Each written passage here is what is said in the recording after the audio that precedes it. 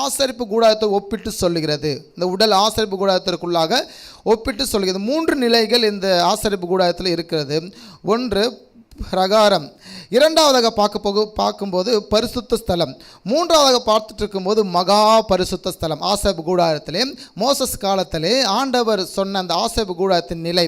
முதலாவது இருக்கிறது என்னது? பிரகாரம். ரெண்டாவதாக பரிசுத்த ஸ்தலம். மூன்றாவதாக மகா பரிசுத்த ஸ்தலம். அந்த பிரகாரத்தில் தண்ணீர் தொட்டியும் பலிப்பிடமும் இருந்தது. நீங்கள் கவனிச்சுட்டு இருப்பீங்க. இங்கே நீங்கள் ஸ்க்ரீனில் பார்த்துருக்கீங்கன்னா பலிப்பிடமும் தண்ணீர் தொட்டியும் இருக்கும். உள்ள பரிசுத்த ஸ்தலத்திற்குள்ளே போயிருந்தீங்கன்னா குத்து விளக்கு இருக்கும், மேஜை இருக்கும், அது மேலே அப்பங்கள் இருக்கும்.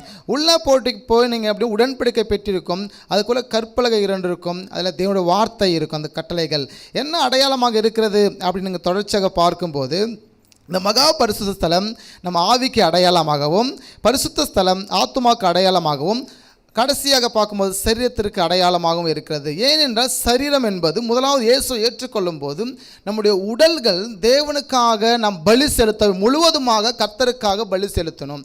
பழையவைகள் ஒளிந்து எல்லாம் புதிதாயின, பாவத்திற்கு மரித்து நீதிக்கு பிழைத்து இருக்கணும். ரெண்டாவதாக அதை உள்ளே வரும்போது அந்த சரீரத்தில் அவன் ஞானஸ்நானம் எடுக்கணும். முதலாவது தன்னை ஒப்பு கொடுத்து இந்த உலகத்தை வெறுக்கிறவன் ஞானஸ்நானம் எடுக்கிறான். ஞானஸ்நானம் எடுத்தவன் உள்ளே போகிறான். பரிசுத்த ஸ்தலத்திற்குள்ளே போயிட்டு அந்த குத்து விளக்கு நம்ம இன்னொரு பற்றி நம்ம எடுத்திருப்போம். அந்த குத்து விளக்கு அந்த வெளிச்சத்திற்குள்ளாக அவன் இருக்கிறான். ராபோஜன பந்தியை அவன் அனுசரிக்கிறான். எனவே அங்கே மேஜை இருக்கும். மேஜையின் மேலே அப்பங்கள் இருக்கும்.